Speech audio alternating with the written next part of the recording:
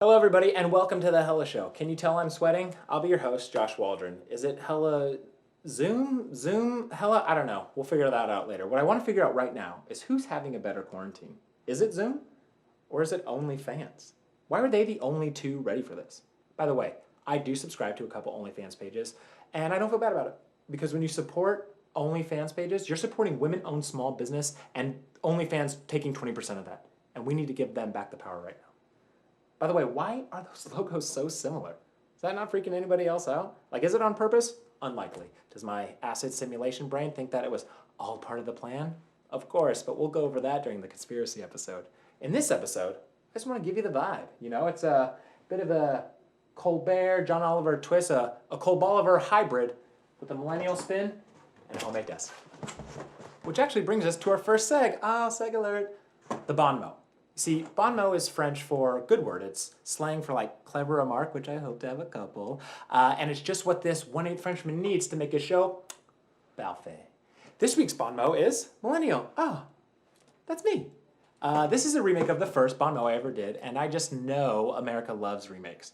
I mean, everyone's favorite meme-generating show, The Office, is a British remake, and people seem to forget that America is a British remake, and England seems to love our penchant for remaking their shit so much that they decided to give one of ours a try. Lovely. But I digress. Millennials. Everyone hates them now. Apparently, we're responsible for the collapse of America. I mean, I guess we should feel bad for destroying such cornerstones of American life as straws or cow's milk or sexual assault in the workplace. Actually, we have notable millennial Ronan Farrow to thank for that one. That's right. Millennials aren't just everyone's favorite scapegoat. We're everywhere. We're politicians, singers, athletes. In fact, did you know one of the most influential people of all time is a millennial? Someone without whom pop culture, music, reality TV, politics are all changed irrevocably? I'm referring, of course, to Ray J. No, don't laugh. No, seriously, think about it. He needs to be famous enough that he can make the porn with Kim and have it be a scandal because he's famous too, but not too famous that he overshadows her rise. That's right. With no Ray J, there's no keeping up with the Kardashians. There's no Kim Ye and ensuing Taylor Swift beef. Hell, Khloe Kardashian might still look like OJ's daughter. Josh. What? Focus. Moving on. Everyone wants a piece of the champ, they say, and right now, millennials are the ones behind the wheel. Do you guys remember Trump's LeBron tweet? It was basically a veiled racist statement about LeBron's intelligence, but at the end, he says, I like Mike. Can you believe that? Can you believe Donald Trump thinks Mike Pence could beat LeBron at basketball? This guy's on every wrong side of history. Millennials are giving back a lot more than you think, though. Countless ankles, shins, and kneecaps were donated to Razor scooters so that we may all enjoy bird scooters today. Only the DUI's best friend. They say millennials stay at home longer than any other generation, maybe asking their parents for money. Isn't that a bummer? Asking your parents for money. Well, we millennialized that struggle, got you GoFundMe, now you can ask everyone's parents for money. Only one downside to the millennial experience as far as I can tell. Cancel culture, right? To be honest, doesn't exist. The greatest trick the devil ever pulled was framing accountability as getting canceled. Maybe it can get a little silly, you know, I'll admit that. Do you guys remember Mr. Pibb? Well, it changed from Mr. Pibb to Pibb Extra because Mr. Pibb wasn't gender inclusionary enough. It's bullshit, right?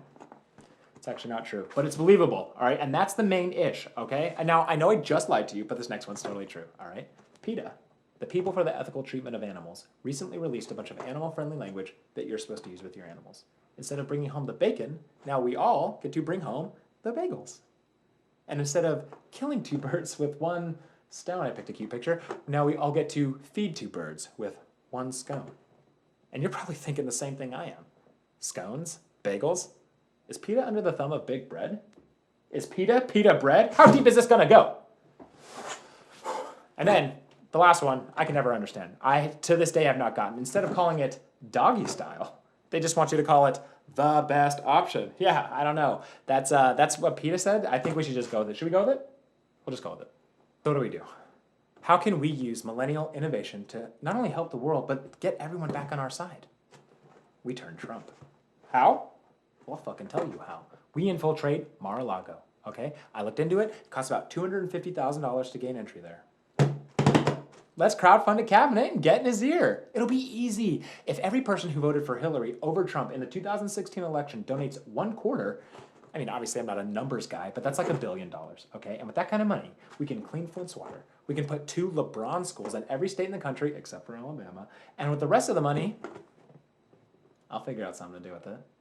As far as the Trump turn is concerned, I assume once we get in there and get close to him, it'll be a Krusty Doll, Treehouse of Horror 3 situation where we just flick the switch and it's on to greener pastures. And if we can accomplish these simple tasks, we can turn millennial from a bad word into a good word. Oh, branding! All right, that's all.